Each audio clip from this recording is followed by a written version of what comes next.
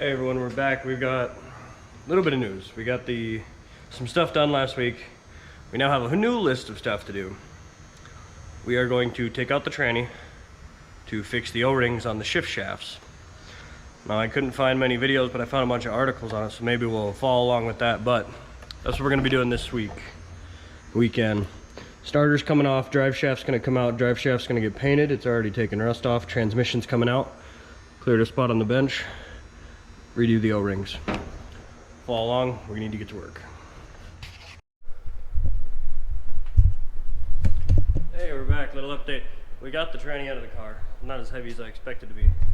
So, we're gonna pop off the bolts. I noticed a few of them are shorter, some of them are longer. Made a quick template, front of the transmission, rear of the transmission. We're gonna put the bolts in the holes, just so they're going back in the right places. The only other thing is, we made some, ignore my phone, we made some quick mounts with a welder and some stuff sitting around. Pretty lucky to have the shop. So we're gonna tuck into this and then ultimately see what we're gonna do. We're gonna replace the O-rings. Drive line's actually painted. We just painted it black. Let's tuck into this and see how far we can get, and then we'll show you guys what we're doing. As soon as we actually take it apart and see what we're doing, we'll come back and show y'all. Okay, we lost you there for a second. I'm not sure where we left off, but let's start it over. You guys have felt it over your head. I just did doing this. As you guys can see, we're completely apart. Got needle bearings. We got one side of the needle bearings in on the counter shaft. You're feeling overwhelmed with these things, go to YouTube. I found a guy, videos, his subscriber name is I Fix My Car. Very helpful guy. The only difference between his and mine was my counter shaft. Well, my case was an aluminum, so it's newer, and the counter shaft was bigger, so I'm guessing I have a bigger fourth gear, at least longer, so a little more overdrive. So I had to take out my counter shaft, unlike him. In his, he could just pull off the tail shaft with all the gears and then pull out the front. His would come the other way. Mine actually goes in from the front. But the issue we were having was we read a form where you could possibly just loosen these up, twist it, and then you could take the reverse out, because our main goal was replacing these seals and O-rings. So with that, we ended up putting it back together, and long story short, you'd loosen the bolts here and you'd try to find neutral. You couldn't get it, so you'd put it in third and spin it, and the whole tail shaft would pop out maybe quarter an inch, half an inch. So we had a needle bearing out. Now these needle bearings, if we can get in here, see those? They didn't have any grease, so now we're putting grease on them. Ultimately, it would have been nice to rebuild the entire transmission, but we're fixing it and putting it back together, and then if it happens again, now I know how to do it. I will link this guy. The only video I could find on YouTube with any details on this that was complete. This is an hour and 45-minute video for him, so it covered everything about 833s. So other than that, the only thing I did find different was the aluminum. If you got a bigger splitter or whatever gear that goes in there, you need to completely take the rod out of this to actually get it to push a little bit to the down part, so you can actually get the gears here out. So I think we just had a little more gear, but we're gonna get back to it. We're gonna put these needle bearings in, then hopefully we'll come back. We still got to throw our rods need to go in the freezer, so we're gonna do that real quick so they slide in a little easier. So hope you guys follow along. Definitely feel in over my head on this one, but YouTube fixed it. YouTube helped. So follow your YouTube. If you can't find it on there, it probably ain't real. So we're gonna get back to work, and we'll bring you back when hopefully we got it back together, or we're just throwing everything in there. But one big thing about these, use some grease. Got a grease here, just put it on there, rub it around the needle bearings, and we're putting them in one at a time. So come back, we'll have it hopefully back together, and God, I hope it works. Have a good one, guys. Hey, little update. Never doing that again. What ended up being the problem was the synchronizer's stuck from me hammering the end a little, or tightening it. So when you're opening this up and you spin it, you'll see your shift collars. The brass or copper should spin. If it's not spinning, it's stuck. This one was stuck. So when I spun it, it just spun with the black, and I noticed it because it wouldn't go into fourth because the splines wouldn't line up. So I got a screwdriver and popped it out, and now we're back to good. So we're gonna put it back in the car and we're gonna put the dash in. Follow along. Alright, little update. It's been 2-3 weeks, I think. Been a little sick in between it as well, but we have the car back up on the lift.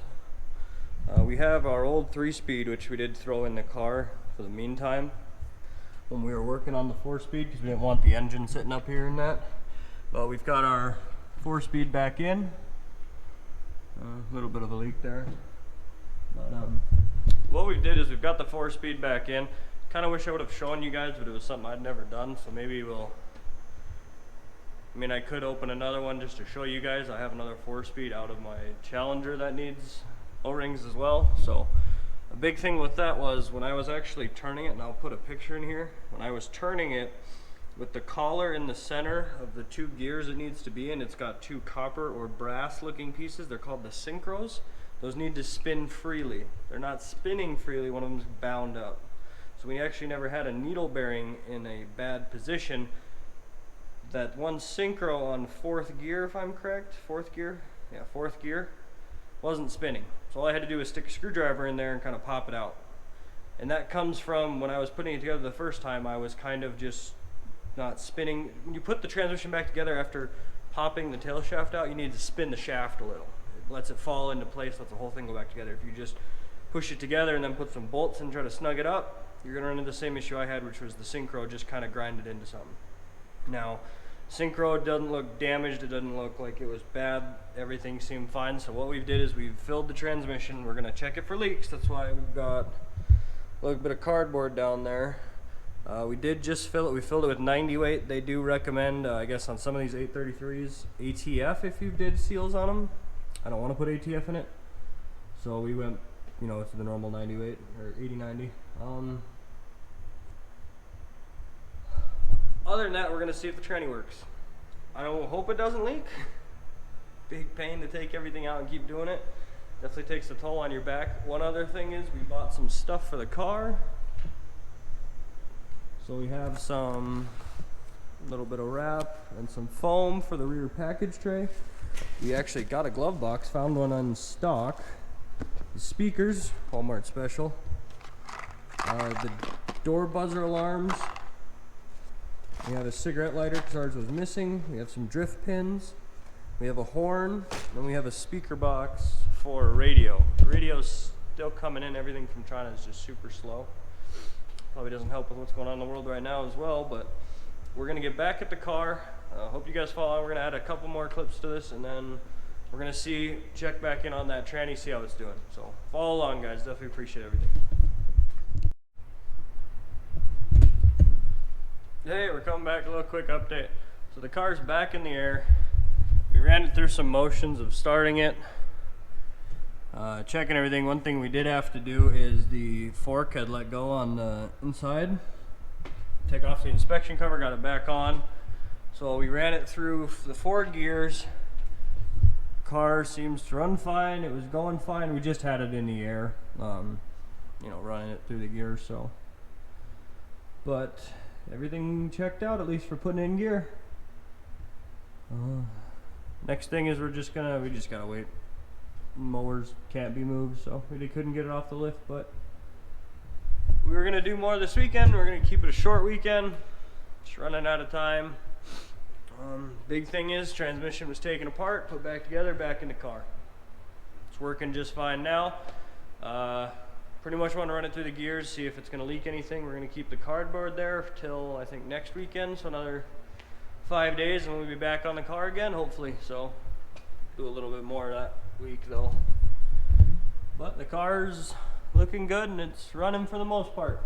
So I hope you guys like, subscribe, comment, enjoy everything in this week. Kind of a slow one with the transmission, but it was a big job for me and a lot I had to learn. So short video, not a lot of content, but hopefully next time we open up into one of these we can show you guys a little bit more. But if anyone has any questions, I do know it off the top of my head now, and that guy's video who I'm going to link, really good video, helped me out a lot.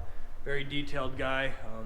Hope you guys check out the next episode here, hopefully in the next 2 weeks or so. Have a good one. Bye.